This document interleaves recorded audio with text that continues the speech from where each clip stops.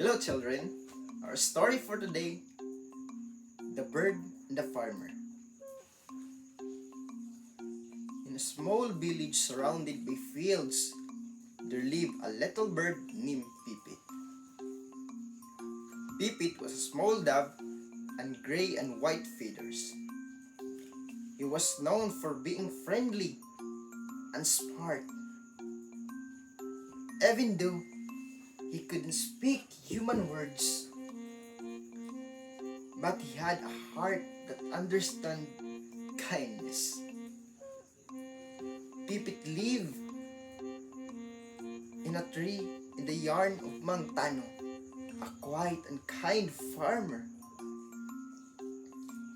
Every morning, Mang Tano would place some rice on a table under the tree, and Pipit would fly down to eat. One day, Pipit noticed that Mang Tano was no longer in his field. The house was silent, and the table was empty. Pipit became worried. He flew to the window and saw Mang Tano lying in the bed, weak and sick. Pipit felt sad but determined to help. He decided to do what he could. Pipit flew to the village looking for food. After searching, he found a sack of rice. With his small beak, he carried a few grains of rice back to Mang Tano's house. Every day, Pipit repeated this. He flew back and forth bringing rice to make sure Mang Tano had food to eat. It was a small effort, but it shows Pipit big heart.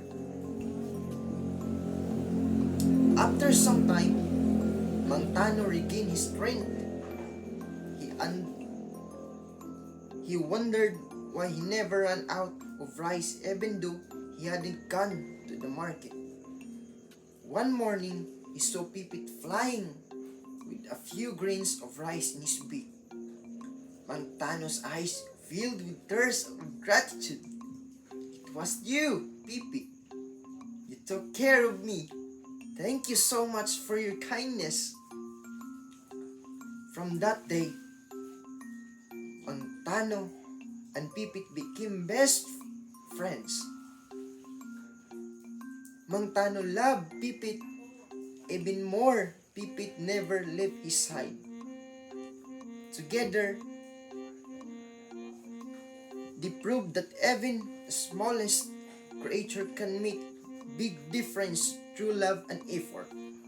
And every morning, Mang Tano would listen to Pipit's cheerful song, a reminder of the bond they shared.